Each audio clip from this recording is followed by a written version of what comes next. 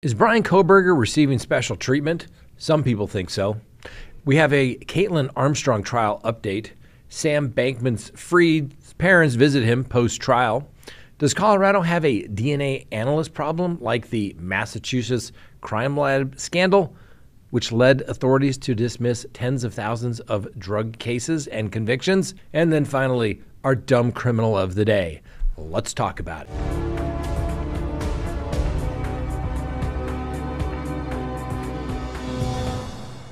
Good day, everyone. My name is Scott Reich, and this is Crime Talk. Thanks for joining us. You know the drill. Subscribe if you haven't, like if you do, leave me a comment, and please hit that little bell because, when we were in YouTube prison, I think they took us out of the algorithm, and that certainly would help. And remember, you can listen to us anytime on any of your podcasting apps. Now, tonight, although it's a Wednesday, we are going to go live tonight at 6 p.m. Mountain Time. Please join us. We'll be talking about Bryan Kohberger, taking all of your questions on anything you would like to discuss.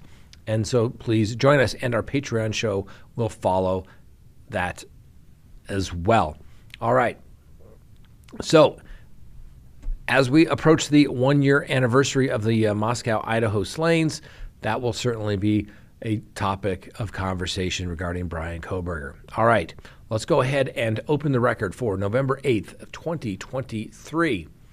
That's right, next Monday will mark exactly 1 year from when police discovered the bodies of Kaitlin Gonsalves and her best friend Madison Mogen, as well as Zaina Kernodle and her boyfriend Ethan Chapin. Now, there have been numerous court appearances for Bryan Kohberger, who entered a plea of not guilty to all of the charges. And when Bryan Kohberger appears in court, he is dressed out like he's going to a job interview. Pretty unusual. Well, Kaitlin Gonsalves' mother, Christy, says that Kohberger's behavior and dress in court absolutely makes her sick. She said, quote, "It makes me sick that he sits there in his suit and he sits there and taps his little hands."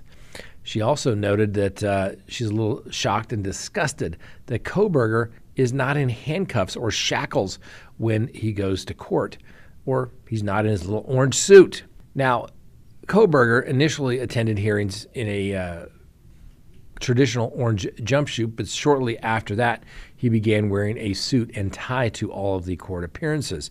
Now, obviously, that has to be approved by the court. Now, the Gonsalves also represent that they believe that Kohberger has been given 5 suits, video and computer access in the jail, as well as special treatment to including his vegan meals while in custody. Now, let's mention this briefly. Normally, when a defendant goes to a hearing pretrial, they are in the jail garb, whether it's a traditional green suit, orange suit, or the black and white stripes. They're in the traditional jail garb. It is very, very unusual for a defendant to appear dressed in civilian attire pre-trial. At trial, yes, you have to let somebody dress out. I had a guy once that didn't want to dress out. He wanted everybody to know he was in custody. And we were doing really good for a while until he started spinning around, when witnesses were being questioned, and he didn't like what they were saying. But anyway, you get the gist. It's unusual. Now, only time I've ever seen, frankly, a defendant appear in a suit that's in custody, show up in a suit, well, it turned out to be the Lori Vallow case. So I'll be honest with you, it must be an Idaho thing, because most detention facilities, most sheriff's deputies will tell you, man, we don't have the resources to dress somebody out. Well, why is that? It's not like you just hand them a suit and they go through it. The people working at the detention center have to go through it, make sure there's, not a handcuff key sewn in it somewhere. It needs to be stored. And can you imagine if everybody wanted to dress out going to court and there's 80 people on the docket? Nothing would ever get done. Now, I don't know if I haven't seen any motions filed to have Bryan Kohberger dress out, because normally you need a court order from the court saying dress this person out for trial. So I haven't seen anything filed, so I don't know why it's done. Maybe it's an Idaho thing. Maybe somebody can help me out. But I've never seen pretrial defendants appear in court. I've seen occasionally somebody show up for a sentencing because they knew that was really going to be the last time they were ever going to wear a suit or civilian attire again. So, we've asked for it and the judges granted it. but never for pretrial hearings. All right. Now, back to the Kohberger matter. Now, FBI agents returned to the crime scene last week, October 31st, as well as on November 1st, to conduct further investigation. Apparently, they are making some sort of 3D demonstration model for trial. Now, as you may recall, Bryan Kohberger was supposed to go to trial in October. Obviously, that didn't happen. And once again, under kind of an Idaho thing, when you waive speedy trial, there's no next, when you waive speedy trial, oh, now we got to get you trial in the next 6 months. It can be waived indefinitely. Now, I understand it's a death penalty case, but a year has passed. Somebody needs to get this case going because, one, the public, the family, the victims, everyone needs resolution in this case, as does Bryan Kohberger and his family as well. And remember, I think one can argue that the state, in this case the state of Idaho in the Bryan Kohberger matter, has just as much right to a speedy trial as does the defendant. Something to think about. Let me know, do you think Bryan Kohberger is getting special treatment? We'll tally up the answers and let you know tomorrow. Next on the docket, our Kaitlin Armstrong trial update. That's right, the murder trial for Kaitlin Armstrong. She's the woman accused of shooting the pro cyclist Mo Wilson on May 11th, 2022, continues.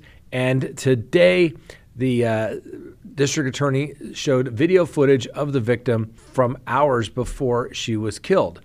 Now, the owner of the restaurant across from Pool Burgers began testimony Wednesday about surveillance video near Wilson and Strickland, Armstrong's now former boyfriend, as Wilson and Strickland spent the afternoon together on May 11th. Now, Detective Richard Spittler took the stand on Monday, but was back during his testimony today to continue, and due to a scheduling conflict for the detective. Anyway, his testimony will resume from the point it left off another time. So far as he's addressed his work the night of Wilson's murder, as well as questioning of Armstrong's former boyfriend, Colin Strickland, the following morning. Now, during the course of his official interview with Mr. Strickland, Detective Spittler determined Armstrong needed to be brought in for questioning. Now, Spittler said that was due to the combination of learning of the black Jeep with the bike rack at Strickland's house belonged to Armstrong, and the knowledge he gained during the interview from Strickland that there were guns inside the home.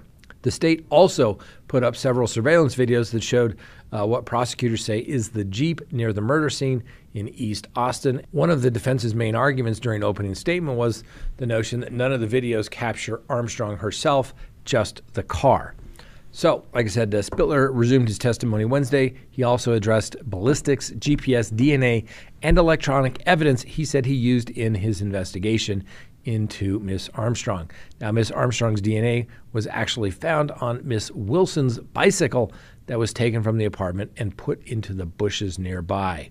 The detective also said GPS data from Armstrong's Jeep matches with surveillance video of a black SUV with a black rack driving in the East Austin neighborhood, and where Wilson's was killed around the time of the murder. The state also presented a series of pieces of phone and email records tied to the case. Spittler said he had issued between 25 to 30 search warrants related to this electronic information. We've compiled a list of what the detective said investigators found in those records.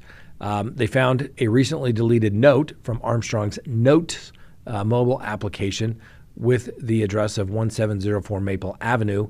Wilson died at 1708 Maple Avenue.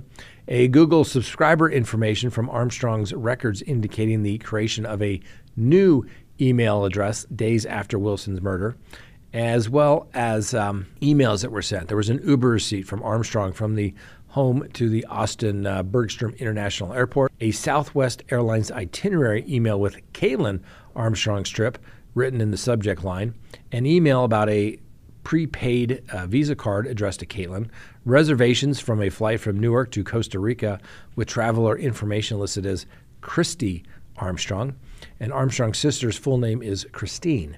A VPN purchase, a Skype purchase, and information listed in Google as it relates to subscriber search folders. Records showed searches of English, Spanish translations, and searches for Kaitlin Armstrong that yielded news coverage results from May 11th, 2022. Now, Austin police did find Wilson with a gunshot wound at the East Austin home. She ultimately died at the scene. And Wilson, who originally was from Vermont, was in town for a race in Texas. Now, police said that Armstrong's Jeep was in the area of the home where the authorities found Wilson deceased around the time of the shooting. On May 14th, there's surveillance video capturing Armstrong at the Austin airport. And on May 17th, the Austin police issued a murder warrant for Miss Armstrong. She eventually made her way to Costa Rica, where U.S. Marshals found her and arrested her on June 30th of 2022. Police alleged that she cut and dyed her hair and had a bandage on her nose, indicating that she had some sort of a nose job as well. The trial will continue, and we'll continue to bring the updates. I believe the closing arguments will be coming in the next couple of days, and we should be able to bring those to you live. Now, next on the docket, SBF. That's right, old Sam Bankman Freid. I hate to say I told you so, but I told you Sam Bankman Freid was nothing but a con man. And I know we all like to give people the presumption of innocence. Hey, I'm a criminal defense attorney. But con men are some of the worst. And let me tell you why. The only other people that can be more manipulative possibly would be, well, sexual offenders. Con men, financial, white-collar crime people always believe that they can resolve the issue with just a little more time. And it's just a big misunderstanding. And if he had been allowed to fix things, this never would have happened. And as you may recall, when Sam Bankman Freid testified, what did he say? It was all a big mistake. I didn't know what was going on. He blamed everybody else but himself. Needless to say, Sam Bankman Freid was convicted of all 7 counts of the wire fraud and theft of the $8 billion. But at least you know who Sam Bankman Freid has standing with him, his parents. And they were visiting their son yesterday at the Metropolitan Detention Center, where old SBF is locked up while awaiting sentencing. Now, Bankman Freid obviously faces up to 115 years in prison. And his parents, who just happen to be law professors, they're also being sued by FTX, alleging that they profited quite handsomely for helping their son run their crypto empire / scam. And they were a little emotional in court, probably because their son was found guilty of, embezzling $8 to $10 billion of his client's money. And they also know that they're on the hook potentially as well because they were intimately involved in one of the biggest financial frauds in American history. As you may recall, FTX had to file bankruptcy last year trying to recoup millions from the couple, which they say their son awarded them as cash gifts, because, just helping out. Anyway, according to that particular lawsuit, Bankman, the dad, and Freid, the mom, wielded some influence and status at Bankman Freid's parents, wielded influence in the company to enrich themselves at the expense of the FTX group. Now, as I noted, SBF was convicted of all 7 counts, and they reached their unanimous verdict in less than 5 hours.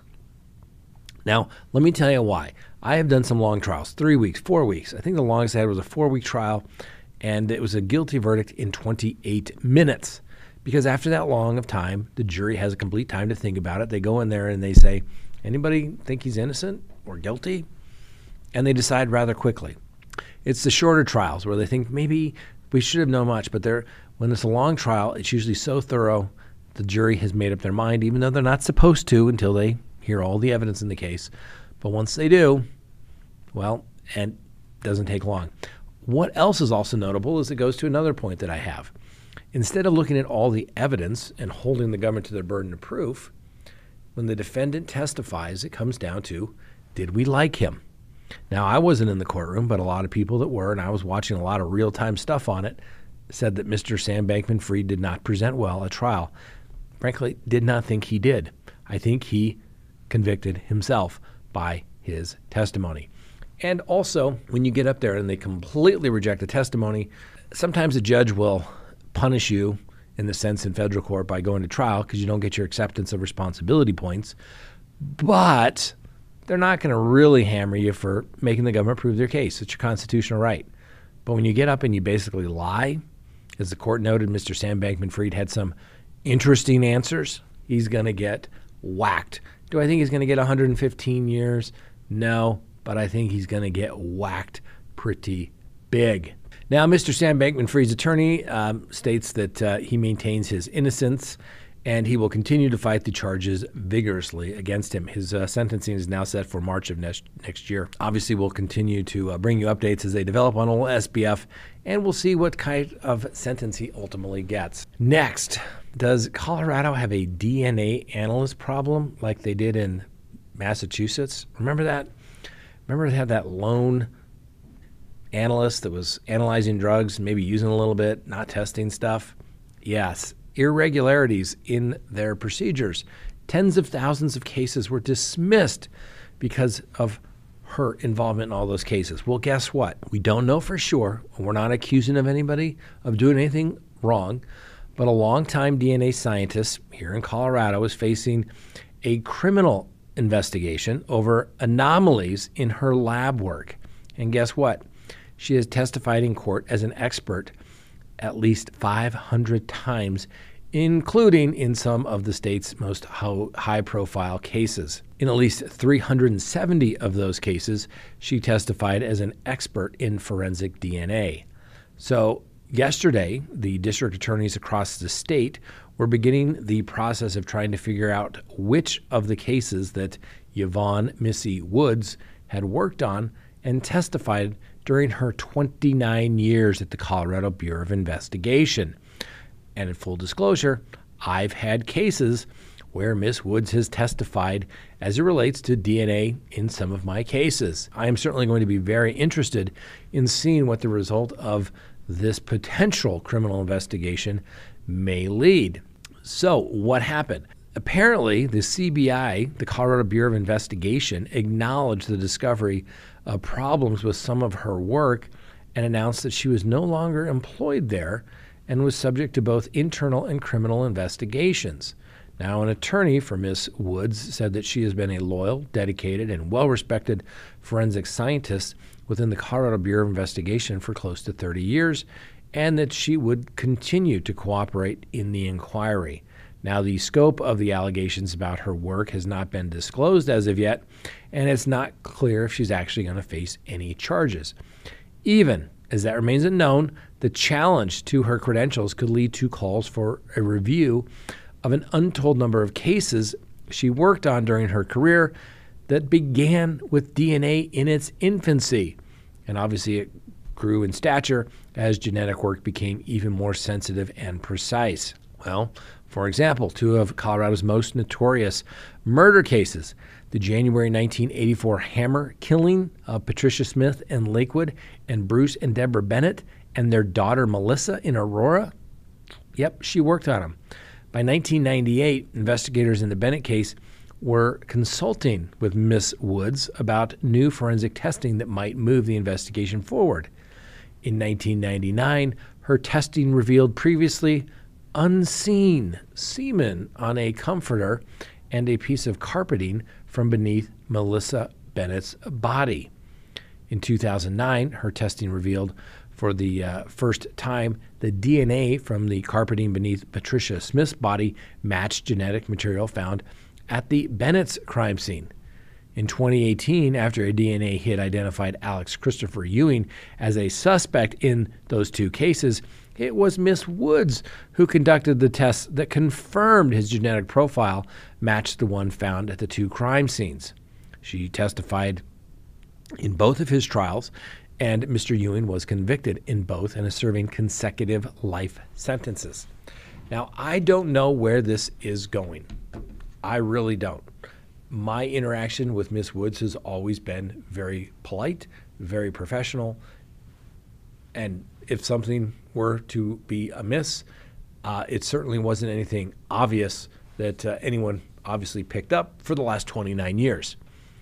So, what does it mean? I don't know. We're not accusing anybody. We're not pointing fingers. Everybody's given the presumption of innocence, but needless to say, something took place where she was terminated from the Colorado Bureau of Investigation, and they're looking into it, and it's going to raise questions. And it means a lot of cases that were probably lock solid because of DNA evidence may now come back in question because of Miss Woods' product that she produced in some way. I don't know exactly what it is. But this also raises another issue in that a lot of times juries really rely upon, well, there's DNA evidence. It must be accurate. They're just scientists. They are not police agents. They're scientists just doing their work, let the chips fall where they may. But in another article that I wrote about Miss Woods, it noted that she, taught DNA to police academies, police officers, district attorneys, and things like that. And my experience is you'll find that a lot of these scientists truly believe that they become part of the police team. So instead of being objective scientists looking at what the science is and what the results are, sometimes they think they're on team state. And they should be team, I don't care what the results are, I'm just producing the results. We'll see where it goes. Like I said, my experience with Miss Woods was always very nice, very pleasant, and I hope there's nothing nefarious that took place. Next, well, this is really bold. Check out this clip. Now, this took place apparently Monday morning at an AM/PM store in Oakland, and the excavation equipment blasts through the wall with the store clerks barely getting out before the crooks start the tear down of the wall. Now, the shop glass was apparently bulletproof, but guess what? Couldn't stop the backhoe. Now, after getting the claw of the backhoe through the wall, the machine then goes after the ATM machine inside. Eventually, the thieves in question put a chain around the ATM machine, and, they're off. Apparently, there's about $70,000 worth of damage to the property there. And, of course, when the police arrived, the backhoe was still there, but the alleged suspects in the safe were gone. Bold, ladies and gentlemen. And then finally, our dumb criminal of the day.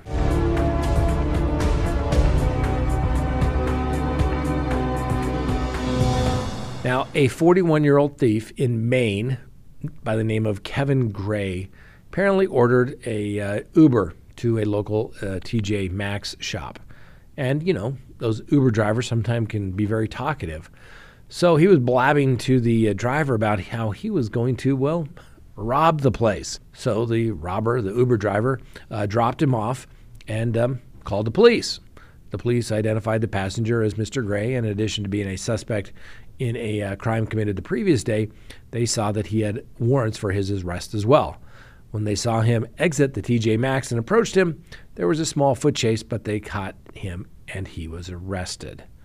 Now, Gray had several sets of prior conviction and bail bond conditions barring him from several businesses in the area. Can you guess why? That's right. Thefts from those stores. He is facing charges in relation to the theft as well as possession of drugs, failure to appear on warrants, and other violations of his release. Mr. Gray, you're a dumb criminal of the day. I understand, hey, a guy's got to make a living, right? Guy's got to survive. But rule of thumb is keep your mouth shut. Anything you say can and will be used against you. And you telling the Uber driver that you're going to go rob the place, guess what? That's dumb. And don't rob people as well. All right, Mr. Gray? All right, thanks for joining us. Hope you enjoyed the show. We'll see you next time on Crime Talk.